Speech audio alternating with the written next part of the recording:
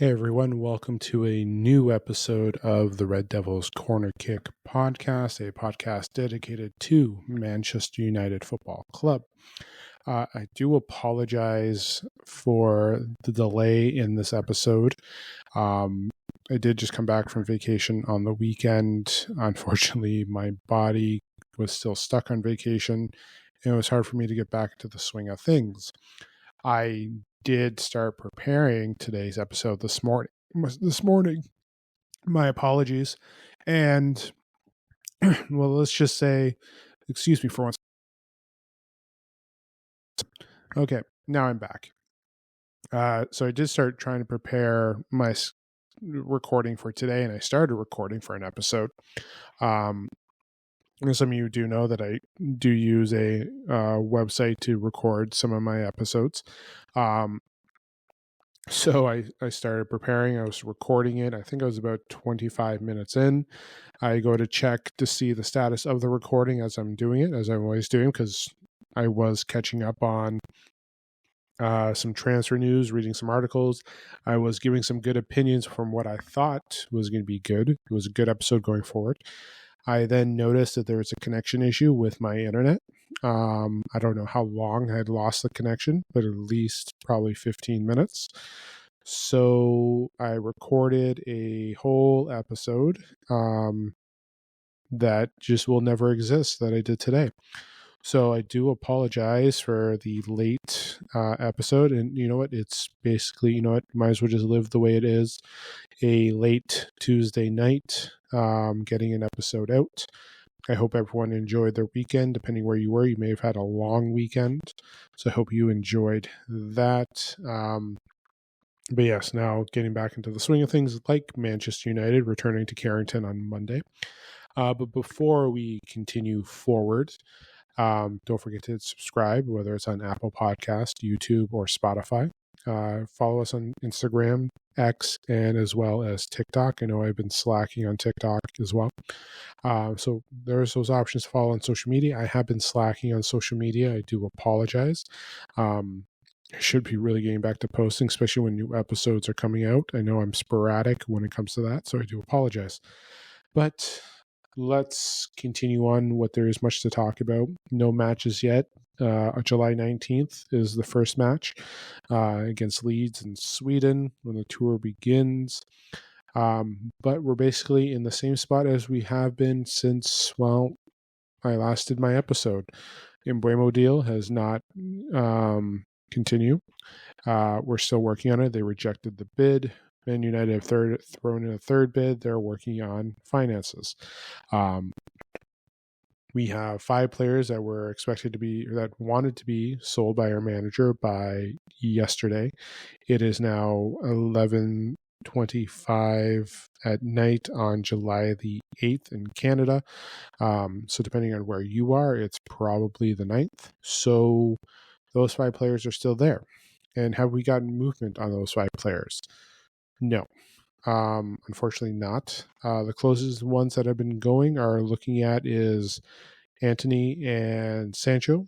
Sancho is more there than anyone else, especially with Juventus looking to do a player swap as well as potentially taking him on as well. I know the transfer fee was there. It's just a salary, and there's talk that Sancho is willing to reduce.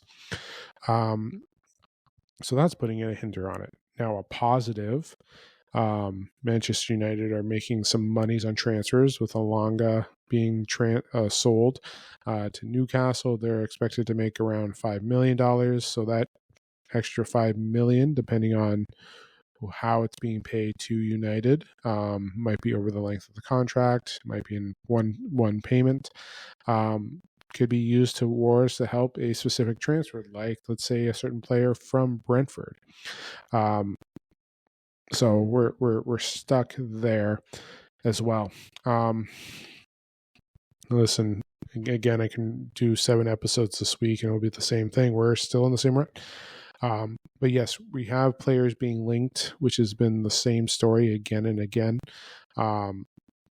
And it's tough, right? And the striker situation, which has come into fruition. Yes, Man United are having striker issues, which were there.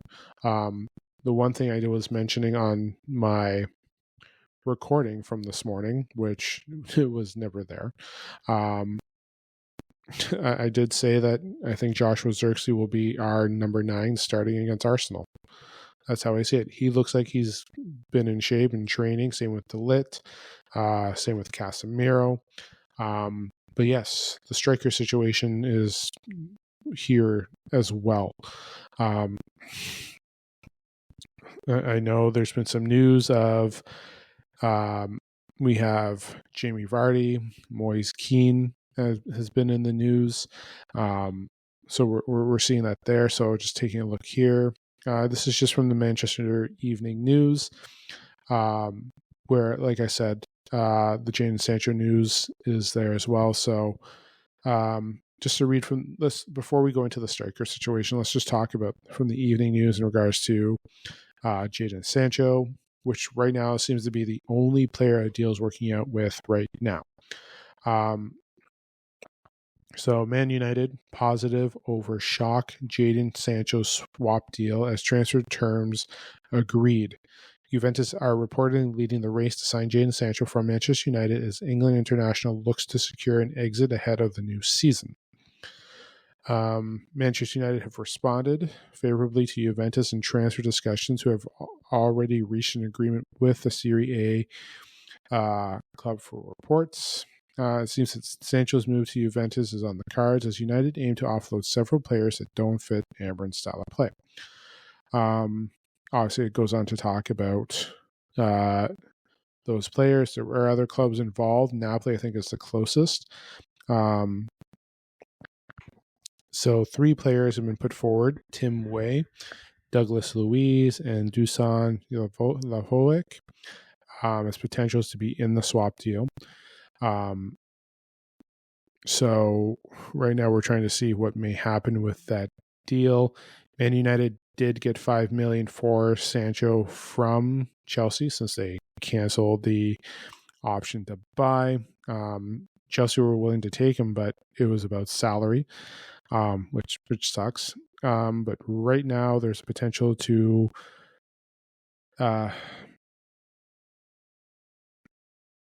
there's a potential where the swap deal could become more could be there, where especially with the transfer fee of between 20 million and 25 million.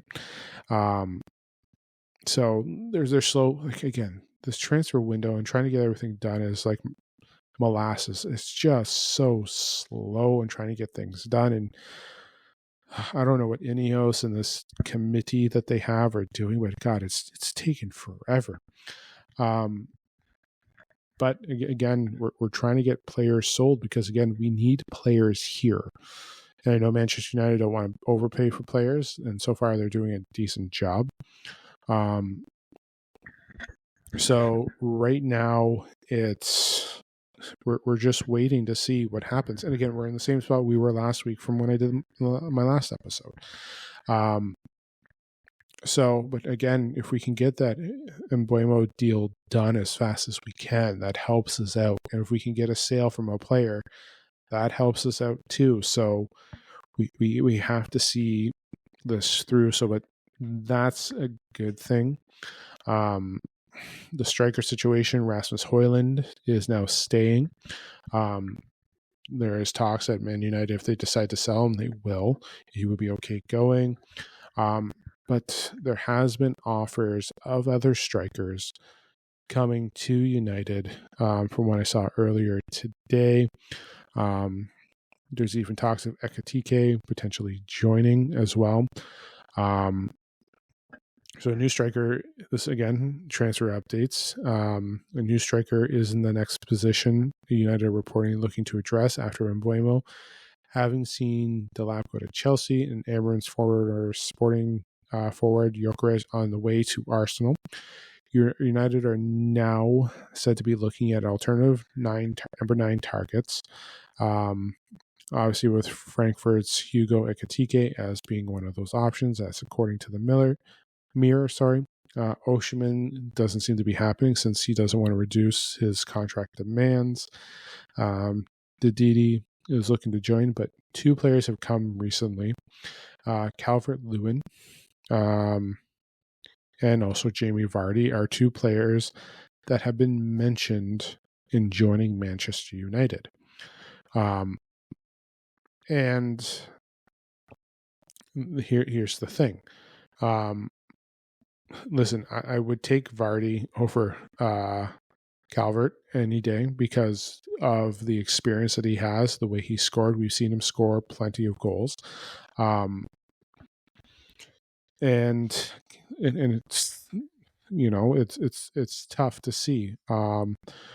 Not only that, like I said, Calvert-Lewin, and also Callum Wilson as well have been an option too. So that's what we're hoping to see.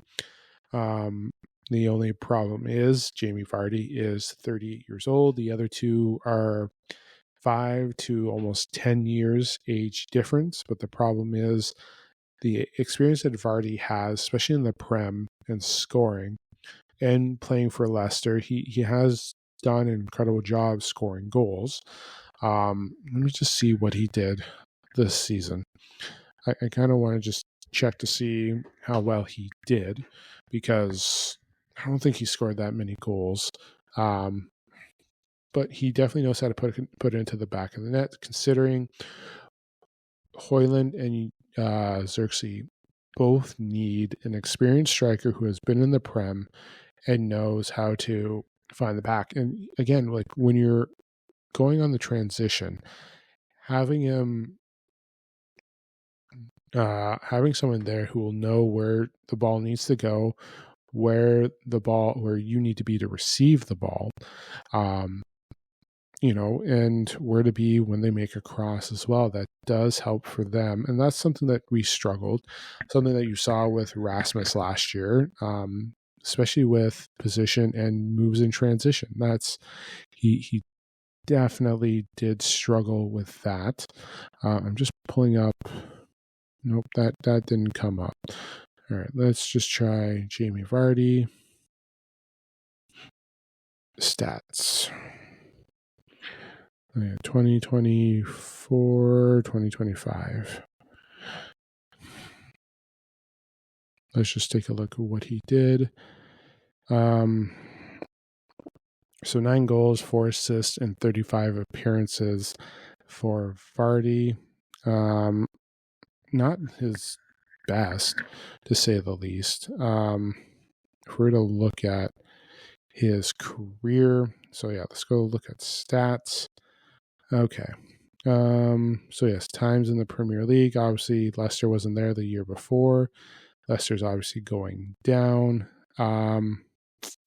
So he's 4 years away. Well, he's 4 or 5 years from having, actually 5 to 6 years from having a 23 goal season, a 15 back-to-back 15 goal seasons, and then obviously the struggle with the struggles with injury, and obviously Leicester not being that good as well. But still, he's 4 years away. So at 34, he did put the ball in behind the net. Actually, that's 3 years ago. Yeah, so 3 years ago, he's removed from 15 goals. I know sometimes father time can be there, but the father time can be an experience there that what we need for strikers, especially with the 2 young ones that we have. So it's a matter of, can we get that type of player in? I would take him over the other listens there, but I know he's on a free. But if Man United were hurting this bad, then Jonathan David should have been on the list, as well as I believe Ashley Young should be on the list of signing with Manchester United. They should have been there.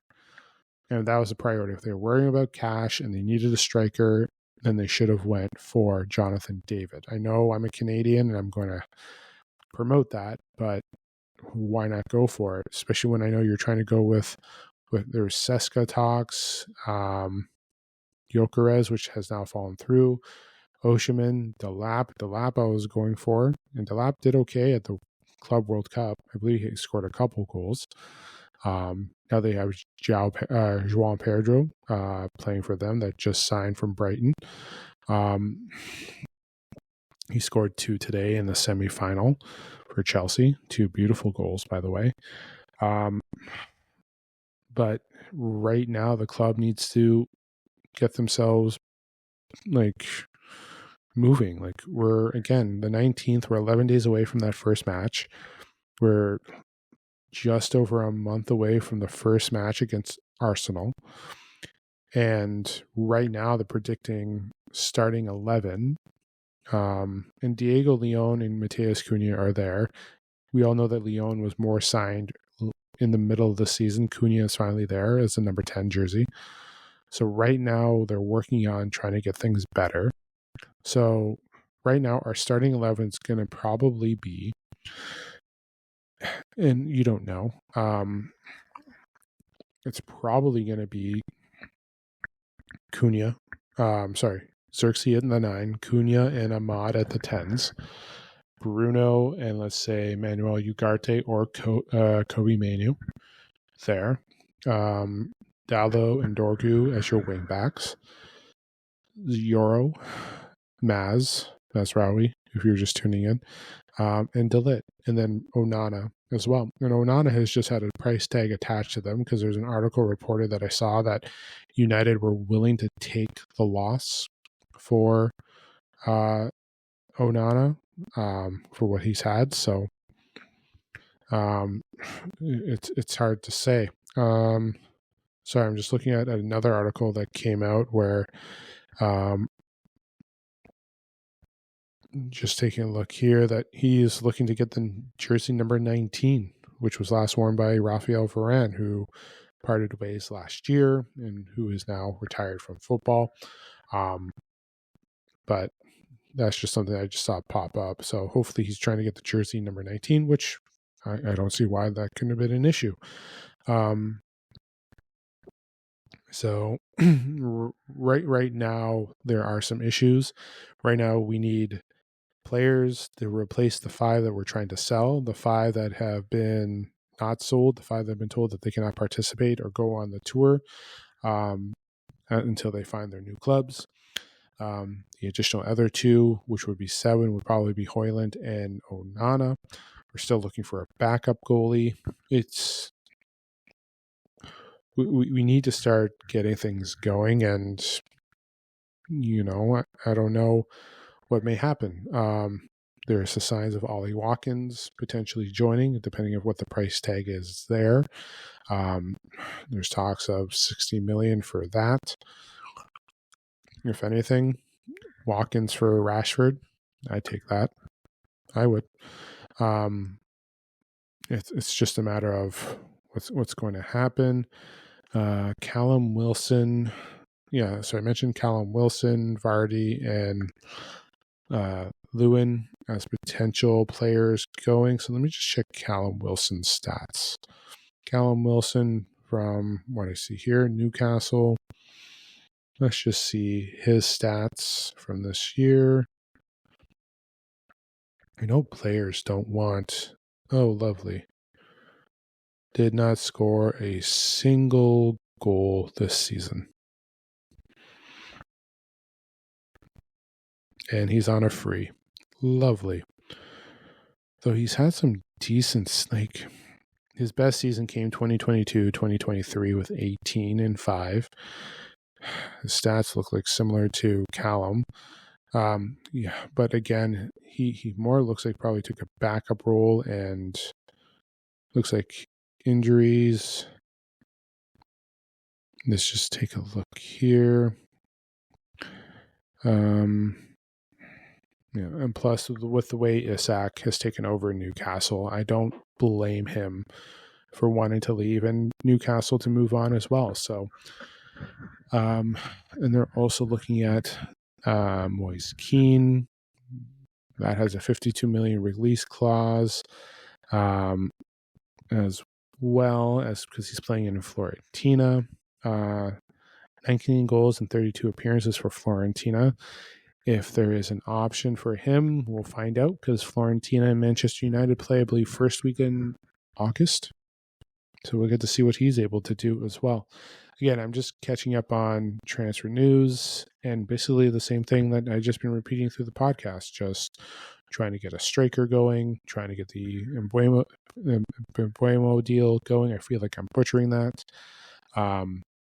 There is the Guerrero news that has come out. The Valencia midfielder is close to signing with Manchester United. I don't know how accurate that is. The rumors of Richard Rios as well. So it's, I'm sure there's a million names linked to Manchester United, and only two of them are probably there. So it is what it is. So we're just going to sit here and wait. Are Manchester United screwed because of funds and waiting for players to be sold? Yes. And it's tough. It really is.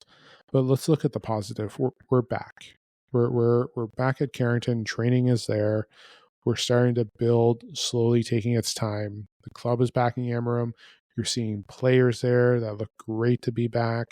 Obviously, Bruno, Diego, Dalot haven't returned yet due to the funeral and taking the extra time off after the loss of national teammate Diego Jota. So they won't be back until that.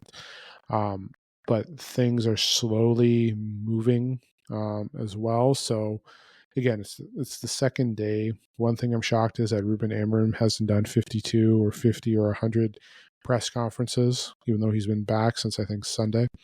So I'm shocked by that. I'm sure the whole world is shocked by that he hasn't done that many press conferences yet.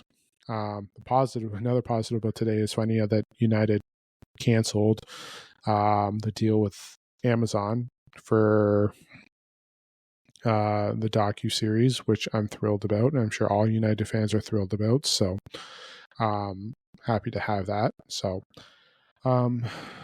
it's a slow pace, like I mentioned, molasses. It's just, I think that might be the title of it. It's either going to be United are screwed, or United transfer technique is slower than molasses. I think I like the slower than molasses technique. I'm not trying to say anything, but I'm just saying for how fast Chelsea, Liverpool, Arsenal, other clubs are doing and getting the transfers done, we're still focusing on the one. Here we are. Let's go. Woo. Come on. We have stuff that needs to get done and taken care of. But unfortunately, that's not the case. It hasn't gone right for United. Losing out on Delap, he wanted Champions League, and Chelsea gave him the best opportunity. I was hoping for Jonathan David because, again, the free, but again, I know we'll still have to pay a certain fee probably for him, but at the same time too, we're not paying or trying to negotiate a $75 million or 80 pound or 80 euro deal to get a striker where we can get one for a fraction. I think going for Vardy may help. It's just the experience to help out the two players, and that's what they need. They need a veteran leadership. And guess what?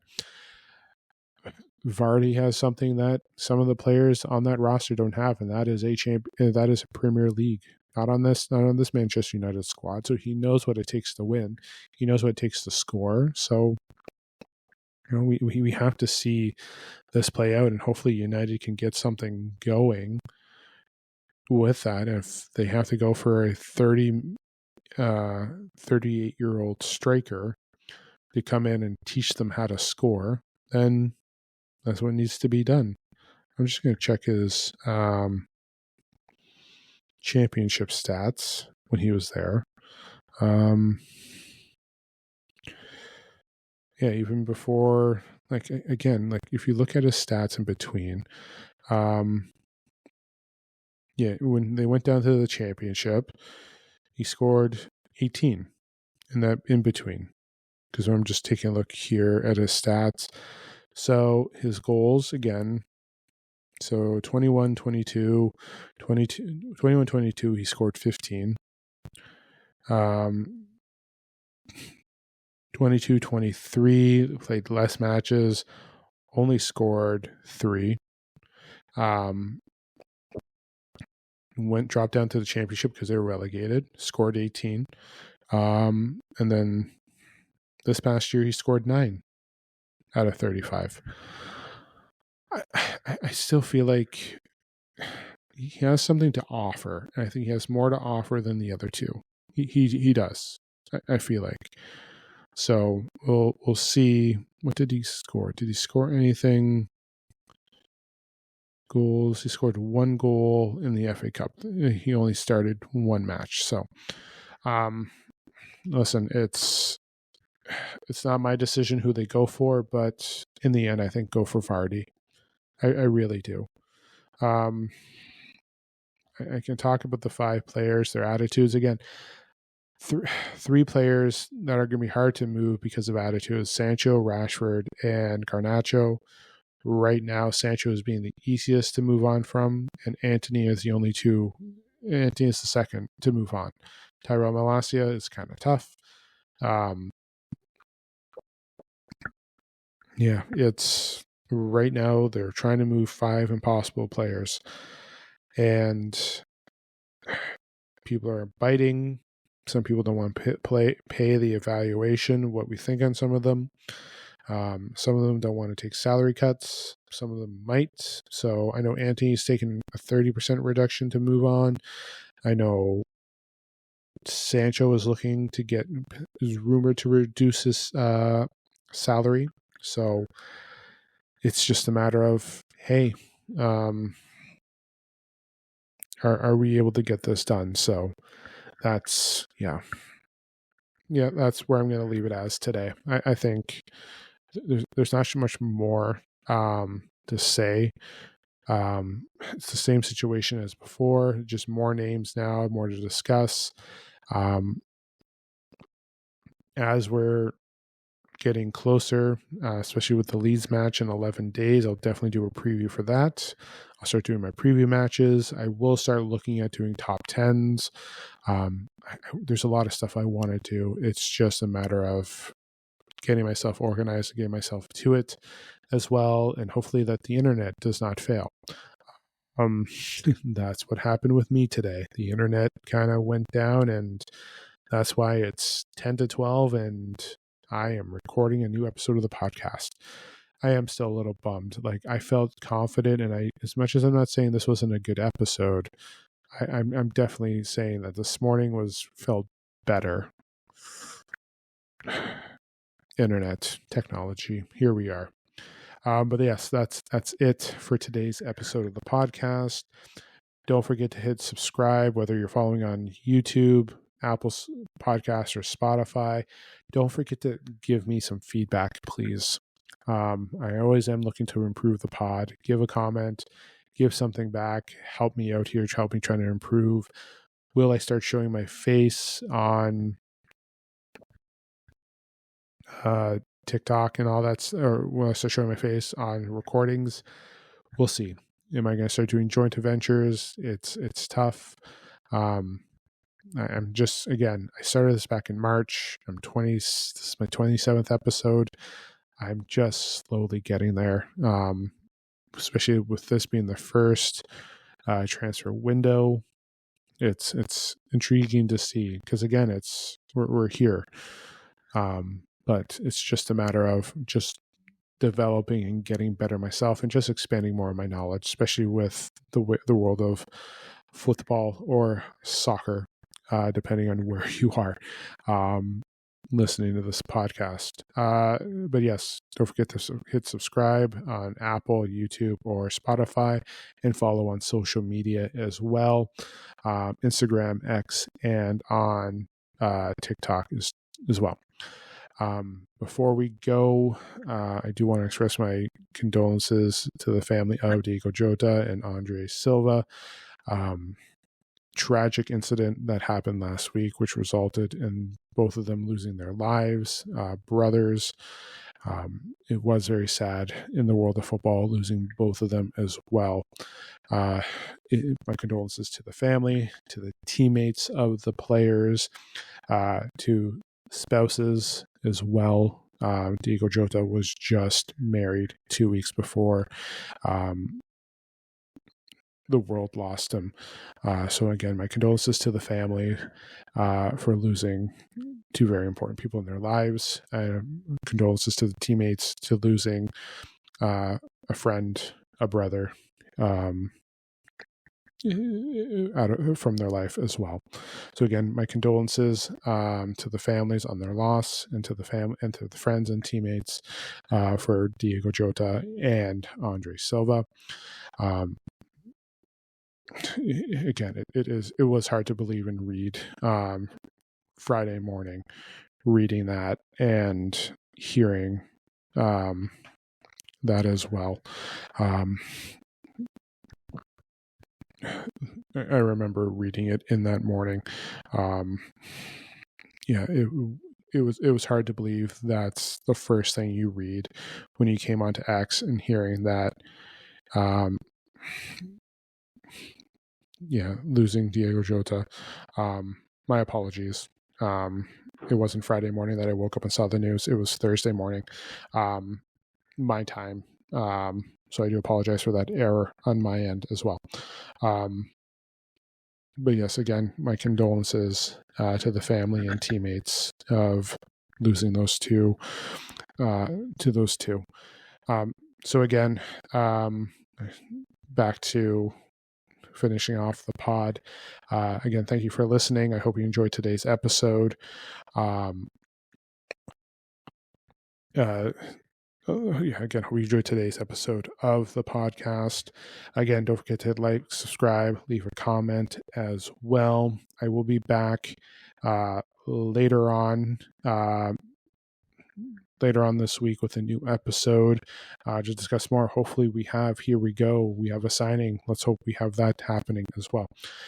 So again, have yourself a good morning, a good night.